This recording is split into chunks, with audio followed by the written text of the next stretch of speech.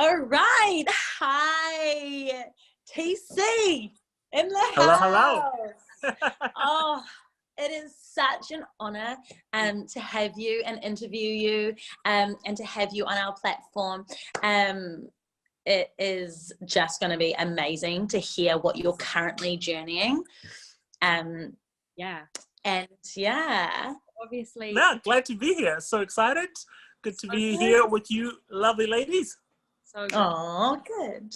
So obviously Ads and I got to hear a little bit about your story and so inspired by it, your journey with amazing and infertility, and it's really incredible to hear from a male perspective, and obviously we'll delve into that, but privileged to have you here, and thank you so much for opening up to us and I guess inviting us, the Human As community, onto this journey with you guys.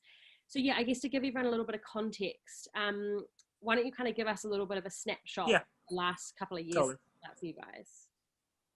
Yeah, cool. So me and my wife Jo have been married now for just over 6 years, and in 2015 we had been kind of trying to start having kids, but like it's kind of like, oh, we'll just kind of give it a go, but weren't really like full on like serious or anything like that. And then I think one particular day, Jo started feeling like just really, really unwell. She was actually doing uni at the time. Ended up going to see her doctor, and obviously they went through the normal test they did and then did a pregnancy test.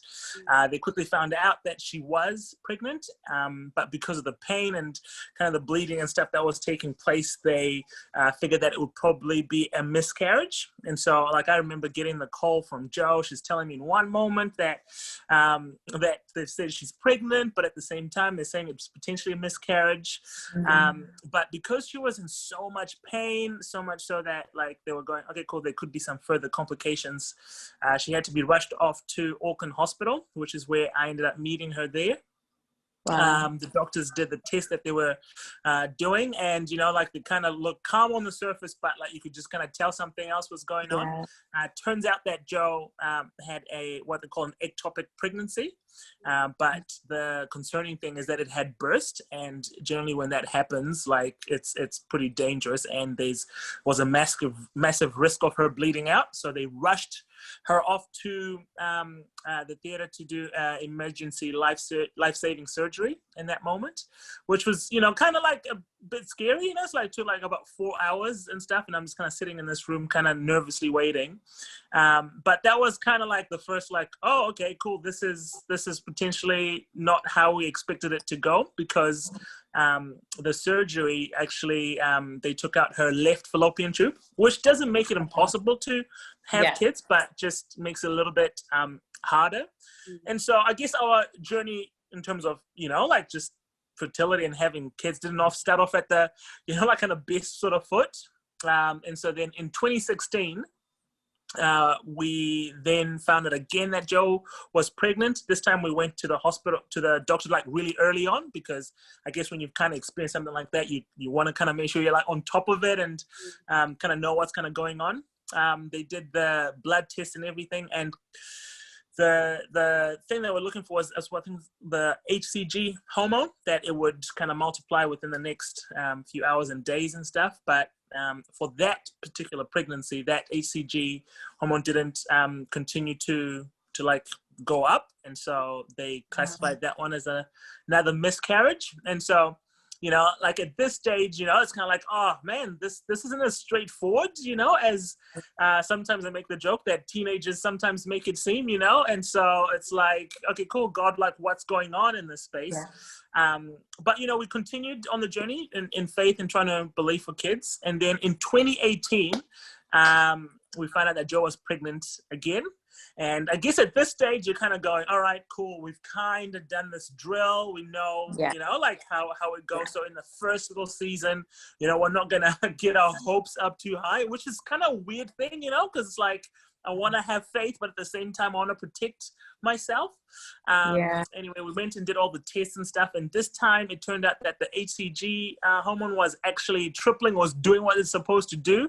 And I remember we had this moment of celebration as we kind of like, okay, cool. Like, it seems like it's happening. In the next coming weeks, we were actually starting to talk about, hey, what's it going to look like as we tell people, getting really excited. And then one night when Jo was actually just holding like a leaders thing for some girls that she was doing life with, started to get a like some pain again as well. And this time I was actually kind of like in the pancreas kind of area, so that was kind of weird as well. They went and did some tests and it immediately didn't think it was a miscarriage, but then a little while later they told us that it was. And that one kind of took the wind out the sails, and as people would say. And it was really tough. And so fast forward now to 2020, we still have so much faith that this is a miracle that we're believing for, and that God is going to work in our lives, but we're still doing the journey of believing to be parents. Oh my, so it's crazy because you're still in this journey. We hear so many stories of people who have walked something and come out of it and got healing, or seen their dream come about. But the difference here is you're still walking it, and you're living it every single day. And I just wonder, from a male's point of view, I mean, the woman goes through things physically and emotionally, and her body may seem to her like it's kind of what's going on. It's not working how it's supposed to all happen. And we probably would internalize that as our body. But as a male, you're physically not experiencing that. So how was that feeling? How were you processing it? I mean, it's a hard one, because most problems or issues that maybe can come along, you're hoping that you can just fix. This both 3 times with the miscarriages, like, honestly, there's nothing that I could fix. There's nothing that I could kind of do in the immediate that could make the situation maybe better. And maybe, I guess, I felt a sense of powerlessness at times. I'm supposed to be her man, her protector, and here she is, she's in pain. And as you've already like elaborated on, there's so much going on for Jo herself. And so, like, for me, I found it like really, really hard, because like I'd kind of go into kind of like really like fix it mode in a sense. But to be honest, what Jo really needed was like me to be present as well, like emotionally, which I think over the journey that we've walked has then been a process of kind of like really learning like how to do that, and learn how to be that support for her, and not just do what I think is needed, sort of thing. And what about, I guess with the situation, it's like you guys are 6 years, into it, down the track, and obviously you've gone the emotions up and down, and it feels like you talk about it in obviously the years, and it doesn't feel, in the seasons, it's like years is a long time of feeling. Long time. A long time. And I guess, you, as Abs was saying, your miracle is still in motion. It hasn't come to as of yet, and in Jesus' name it totally will, and we're believing and we're praying for you guys in that season. But I guess for you guys and for your journey, where has kind of the pivot happened, or has there been a shift in your mind where you've gone, okay, this is our journey, this is where we're at, but we're not going to let this define us? And I guess talk through that with us. Totally. And I think for me, especially like after that, the 3rd miscarriage, I think I probably was in a really hard place, where it's like, okay, cool, that one like really was a kick in the gut.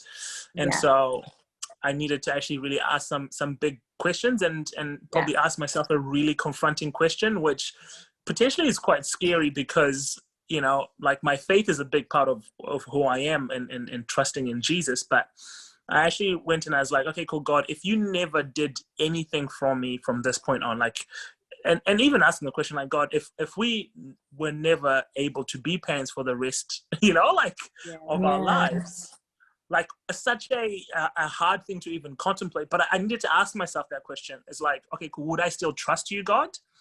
And that journey led me to start going, okay, cool, like what is the most important thing in my life? And as I started to process that, I was like, actually, Jesus, the fact that you died for me, the fact that you saved me, my salvation, that my eternity is secure in who you are beyond this life, like, if I don't find meaning and joy in that first and foremost, then I actually don't know if I've got the strength to do this journey like long term. And so for me, I had to return back to what I think is the most safest place, and knowing that, okay, cool, things around me might not look like how I want them to look, but I need to actually engage with the fact that Jesus Christ, he actually is my rock, he is my foundation. Wow.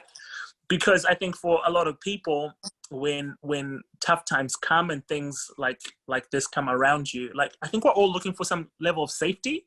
And when we look for some level of safety, that sometimes is not the most helpful thing, because it's kind of maybe in a relationship that's not healthy, it's in a substance that's not healthy, it's in an addiction that's not healthy.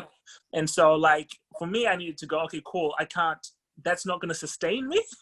And so I need something that's real, you know, because while maybe there could be a safety blanket for a season, it's like, okay, cool, Jesus, are you real for me? And that's potentially the pivot point for me, because when I discovered that actually this relationship like is enough for me and is more than enough, I think it unlocked purpose to a greater degree of how we're now able to walk out this journey in this season, because I'm no longer stuck to what I don't have, but I can actually go, okay, cool, my life still has meaning in this season because I have a God that's walking with me in the not yet, in a sense. And it's just staying true to, it's so good. I guess what I'm saying is, it's so amazing that we have that hope, and that's the cool thing about faith is we know that there's someone bigger doing something bigger than 100%. Us, and that has a plan. And I pray that if there's anybody that's listening right now, if there's one thing that you can take away, it's to know that, one, you're never alone, and that there is like such a plan for your life and such a purpose for your life, and knowing that. So I think in this season that you guys are in right now, in this journey, in this hardship, you would say, I mean, your desire is to have a kid. If there was an opportunity to have a kid or walk the hard journey, you told me, you're going to take the kids.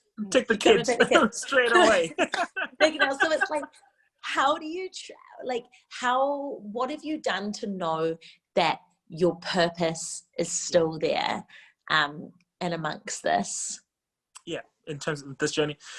And I think I think for me it's actually looking at like, well, what do I have in my life still? And so my first and foremost, my marriage, you know, like that's the most important thing to me. My wife, Jo, who's walking this journey like with me, you know. And so for me, my purpose in this life is I want to make sure I have an amazing marriage, and that I love my wife till the last breath that I take. And I find purpose in that, because I know that God's called me to do that.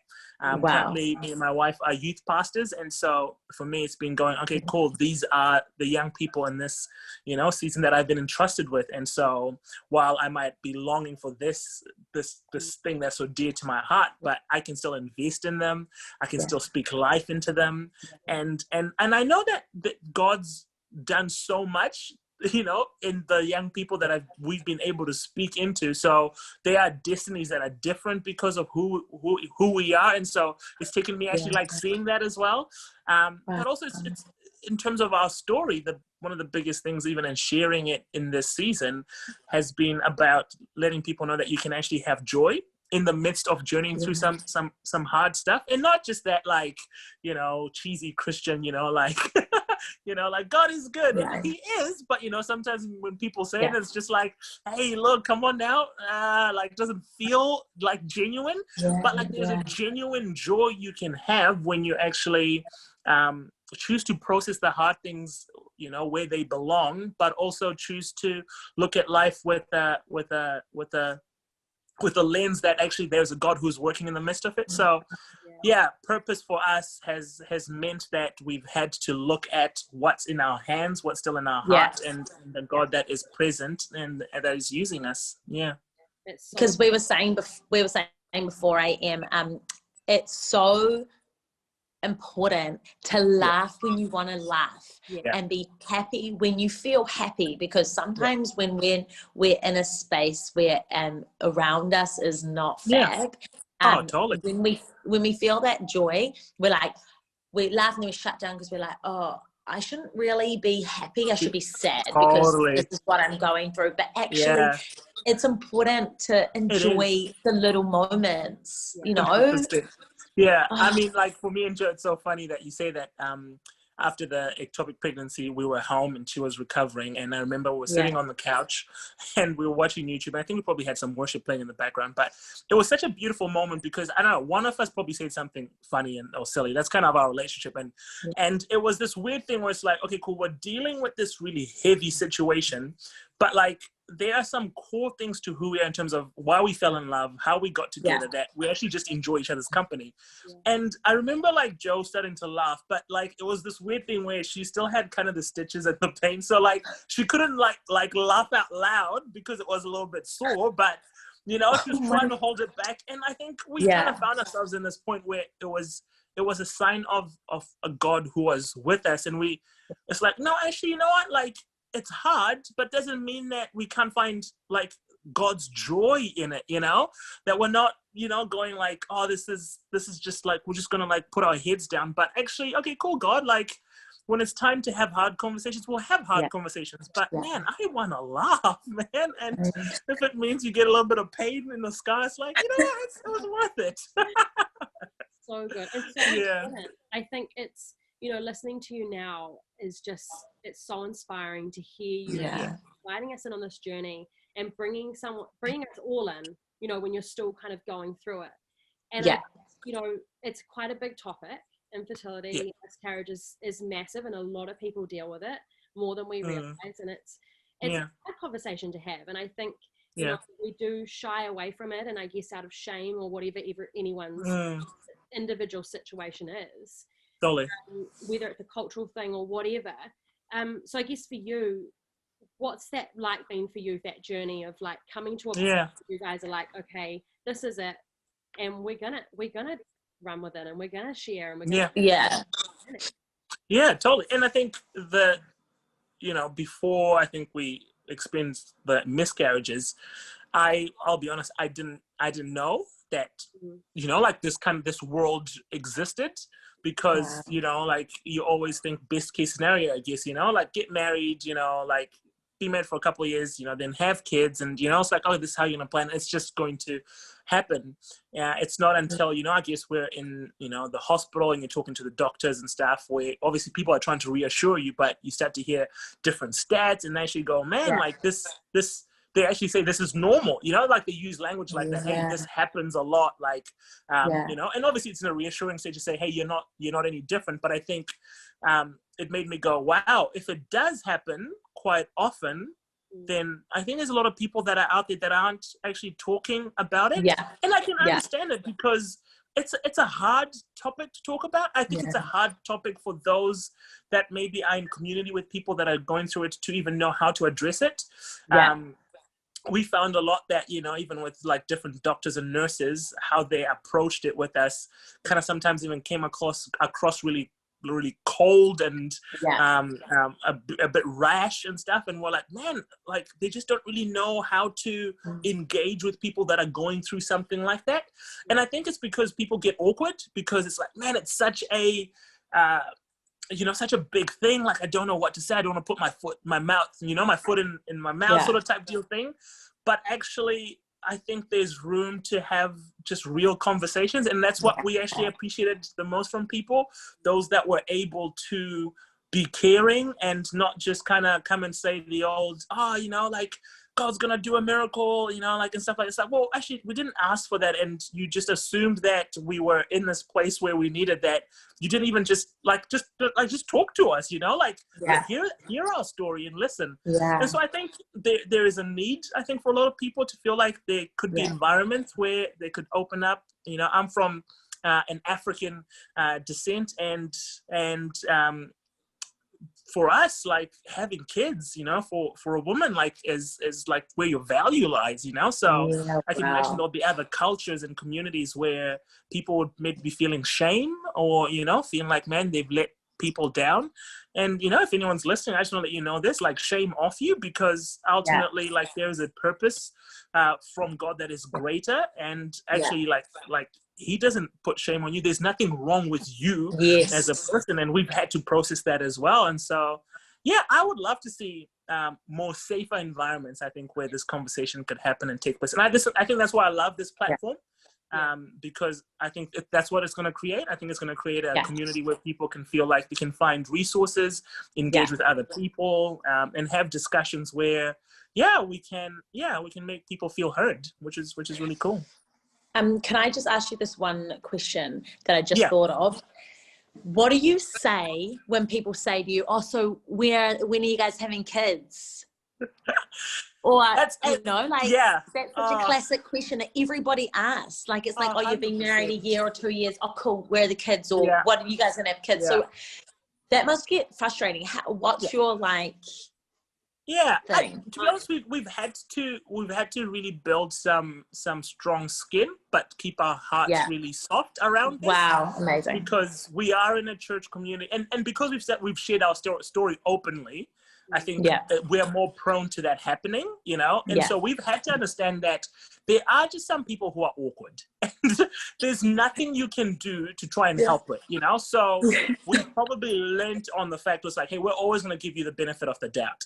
And so, if it crosses a boundary, like we'll communicate that with you, but we just go, "Oh, thank you very much," what we're believing. Or if someone says, like, how's the baby journey going? My wife has a brilliant line when she goes, "Hey, we're still practicing," and stuff. And like, hey, we're doing our bit, or stuff like that. And so we've learned how to, keep it light and not let it go into this like deep dark, like, it's terrible and stuff.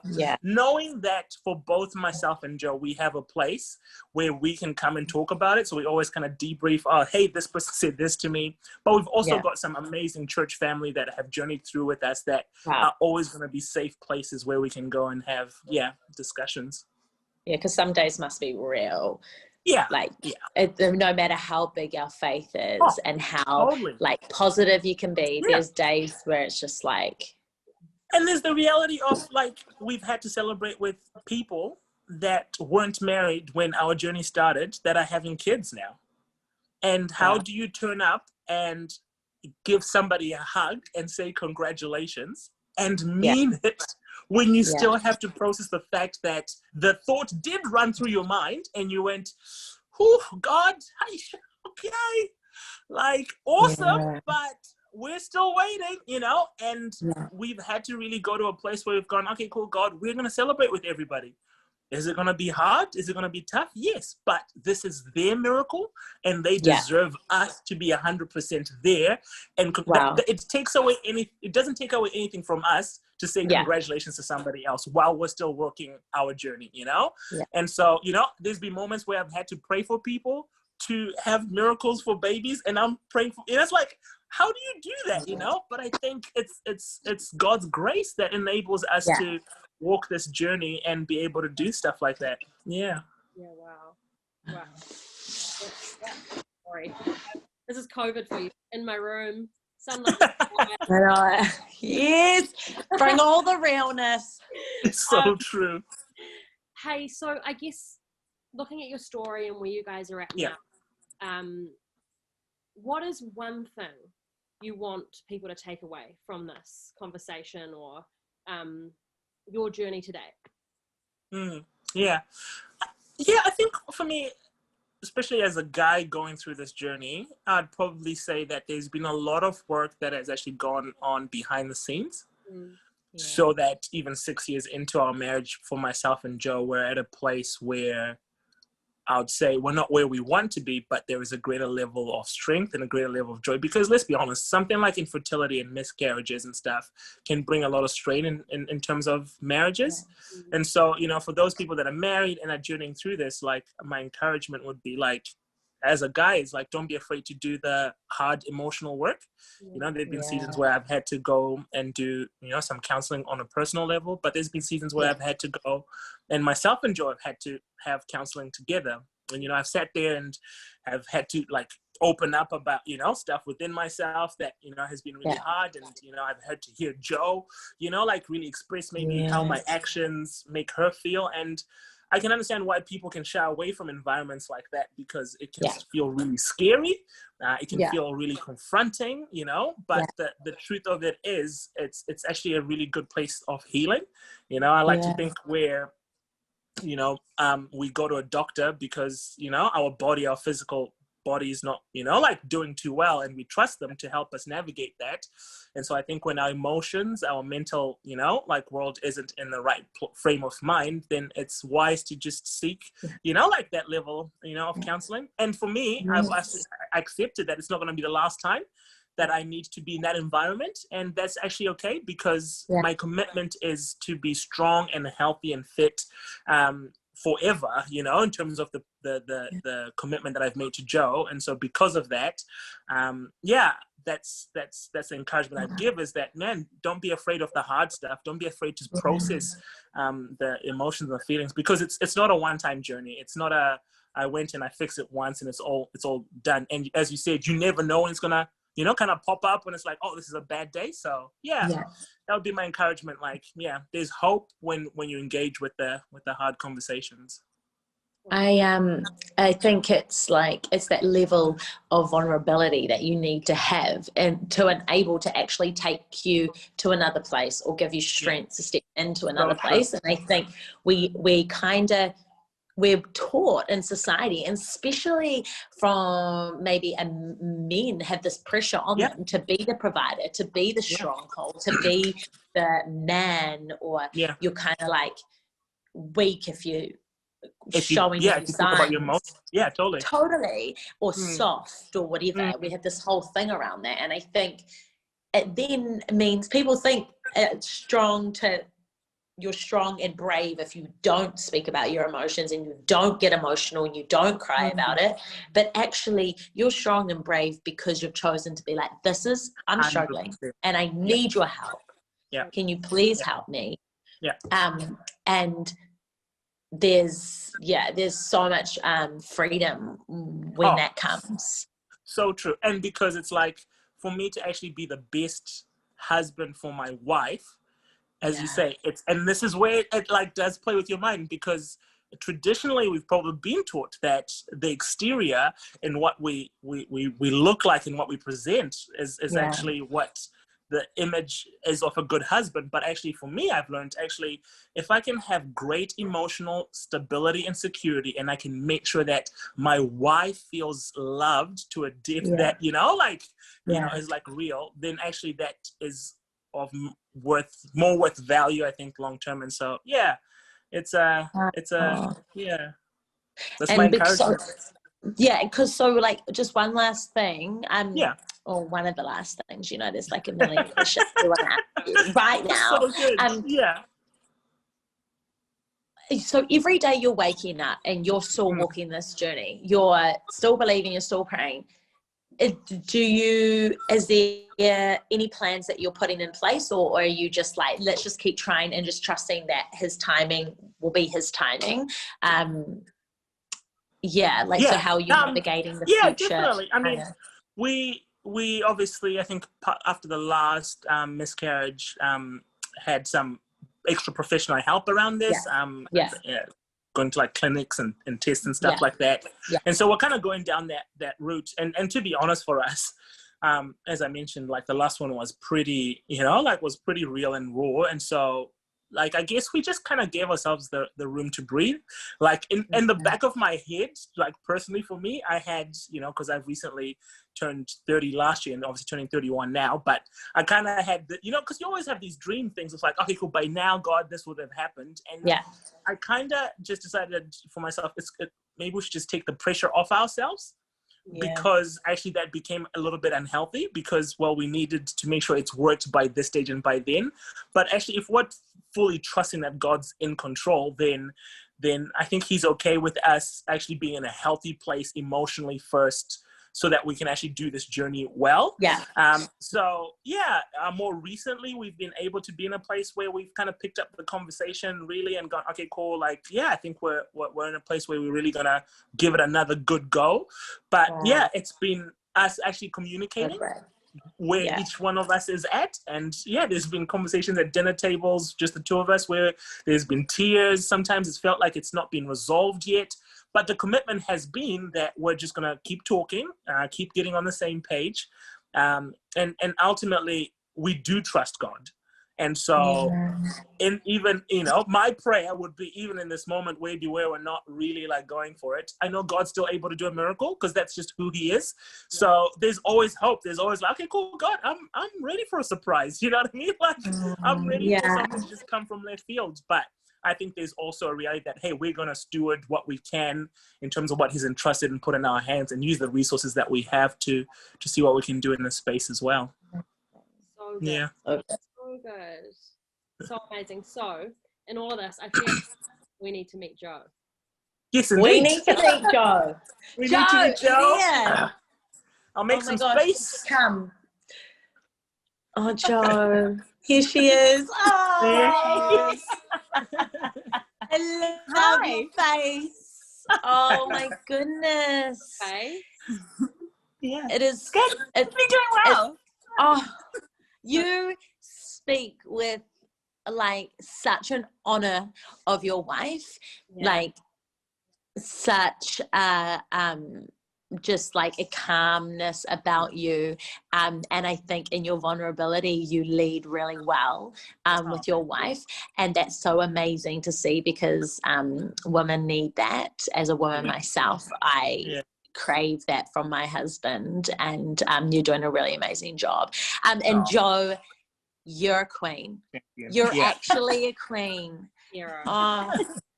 So good. So amazing. For you guys, obviously, the Human As community, with our interviews, we like to reach out and just say a massive thank you to someone in your journey that has helped you. I know there's obviously so many that you probably have in your corner. But yeah, just a time to honor that person that's really kind of been there with you guys through this. Good. Yeah. Well, we would love to honor Scott Thornton. He is our pastor. He's been TZ's mentor for like 10 years now, friend, and he's the one who waited with TC while I was in surgery. He's the one who had countless conversations with, who would pray with us, would draw out the gold in us, speak life over us, and just couldn't imagine doing the journey without him in our corner. Yeah, we love you, Scott. So good. Thanks, Scott. That's amazing. Scott, we love you. Yeah, we love you. We love you. I've never met you, but we love you. Because you know why we love people like Scott is because I guess us, by thanking people, we want to encourage people to be that person of help, and to know that we need help, and also we need to be of someone that can help. Because like you guys, there's always someone that needs to stand in the waiting room with us. And I hope that the rest of the people that are watching us in our Human As community, that we're all praying for you guys. And we will see this happen for you guys in his timing. And there's no B plan for him. So praying the A plan over you guys. And it's going to be worth it. And all that you guys are doing in between that. So we love you, and Joe, we're going to get you on, aren't we, Em? Yes, we absolutely are. So good. We're going to get you Can't wait. All right, well, my side of the story. Episode number 2. Let's go. Done.